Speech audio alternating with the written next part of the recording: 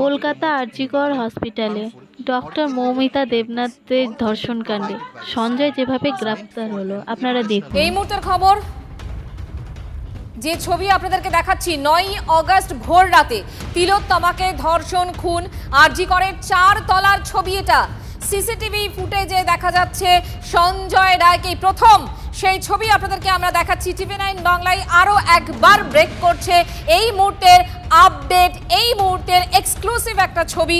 অর্থাৎ 9 তারিখ যেদিন ঘটনা ঘটে ভোর রাতে আমরা খবর পাই তিলোত্তমাকে ধর্ষণ এবং খুন, আরজিকরের ঠিক 4 তলায় সিসিটিভি ফুটেজে দেখা যাচ্ছে সঞ্জয় রায়কে। এই ছবি সম্পর্কে আরো বিস্তারিত জানবো।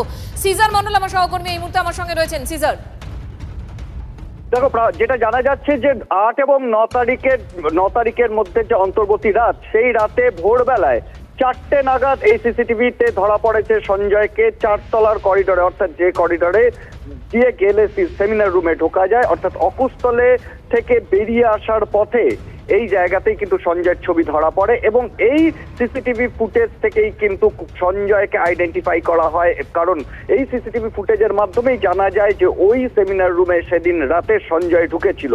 যাওয়ার সময় তার যে ফুটেজ সেটা পেছন দিক ছিল, বেরিয়ে আসার সময় সামনের দিক দেখা যায়।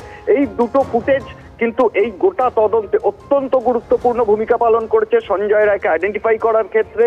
এবং এই ফুটেজের গুরুত্ব সিবিআইয়ের কাছে অত্যন্ত গুরুত্বপূর্ণ একটি ফুটেজ এবং সেই ফুটেজে দেখে তার টাইম ফ্রেম দেখে, অর্থাৎ সে ঠিক কোন সময় ঢুকেছিল, কোন সময় বেরিয়েছিল এবং তারপরে যেটা আমরা জানি ইতিমধ্যেই আমরা সেই খবর করেছি যে তার আগে সে কোথায় কোথায় গিয়েছিল, সেখান থেকে বেরিয়ে সে কোথায় গিয়েছিল, এই সমস্ত বিষয়গুলো উপর ভিত্তি করে কিন্তু পরবর্তী তদন্ত এগিয়ে নিয়ে যাওয়া হচ্ছে এবং এই ফুটেজটা এই গোটা তদন্তে সবথেকে গুরুত্বপূর্ণ একটি ফুটেজ। এরকম একটা সিসিটিভি ফুটেজ নিয়ে যখন এতদিন ধরে আমরা কথা বলছি, সেরকম একটা ফুটেজ পাওয়া গেছে এবং সেই ফুটেজের ভিত্তিতেই এই সঞ্জয় রায়কে গ্রেফতার করা হয়েছে।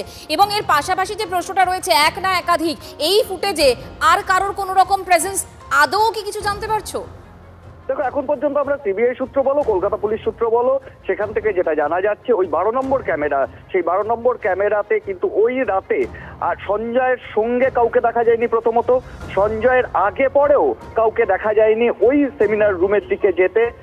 তার আগে যাদের দেখা গিয়েছিল, কারণ ওই দিন রাত্রির 9টা থেকে ভোর পর্যন্ত সমস্ত ফুটেজ স্ক্যানিং করা হয় এবং সেই জায়গায় যাদের আগে দেখা গিয়েছিল তাদের সম্পূর্ণ অন্য কারণ ছিল, তারা বিভিন্ন এবং তাদের যে অ্যালিবি যেটা সেটাকে কিন্তু ভেরিফাই করা হয়েছে। অর্থাৎ সঞ্জয় একমাত্র অড ম্যান আউট, যার কোনো কারণ ছিল না ওখানে ঢোকার। নজর রাখো সিজার, আপাতত তোমাকে ধন্যবাদ।